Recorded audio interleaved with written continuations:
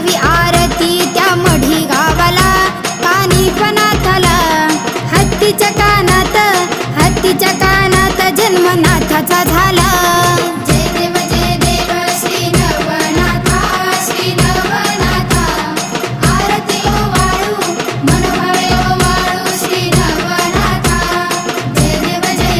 माझी सहावी आरती हरंगुळ गावाला भरतरीनाथाला पशुपक्ष्यांची भाषा आहे अवगत याला